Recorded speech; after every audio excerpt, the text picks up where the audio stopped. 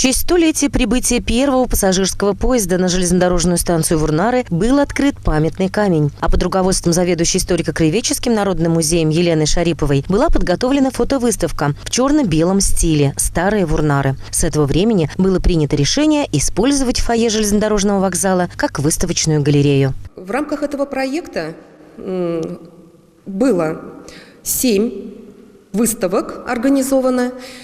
Это и фотовыставки, и выставки детских рисунков, и выставки картин художников. И даже решили организовать конкурс детских рисунков «Железная дорога будущего». Как отметила Ирина Олеговна, в конкурсе рисунков приняли участие 150 детей из детских садов и школ Вурнарского района. Дети, чьи рисунки были самыми интересными, получили достойные награды. Кроме того, в рамках этого проекта фойе железнодорожного вокзала было использовано как концертная площадка для выступления Народного хора ветеранов Районного дома культуры «Варнарьень».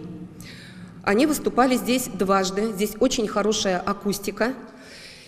В этом 2019 году мы планируем к 9 мая организовать концертное выступление учащихся Вурнарской детской школы искусств и организовать фотовыставку портретов ветеранов Великой Отечественной войны. Планы, которые ставит перед собой отдел культуры и руководство вокзала, говорят сами за себя. Тесное сотрудничество с городским сообществом, ветеранами, детьми указывают лишь на одно – руководству и коллективу вокзала не безразлична жизнь земляков. Железнодорожная станция Вурнары, старейшая станция, образовалась в 1917 году. На нашу станцию прибыл первый поезд и началось строительство данного вокзала. Более 100 лет данному вокзалу. Продвигаем новые технологии по обслуживанию граждан, населения, как при покупке билетов, так и при посадке и исследовании на станции назначения. Дмитрий Николаевич также отметил, что ежегодно работниками вокзала проводятся профилактические мероприятия по правилам безопасного поведения и нахождения на объектах железнодорожного транспорта в детских садах и школах района. Проводим такие мероприятия, как беседы, экскурсии, также и фотовыставки, выставки детских рисунков по популяризации безопасного нахождения на железнодорожном транспорте.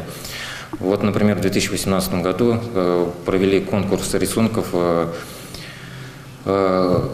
«Железная дорога будущего». Но эта тематика также перехлестывается с безопасным нахождением на железнодорожном транспорте.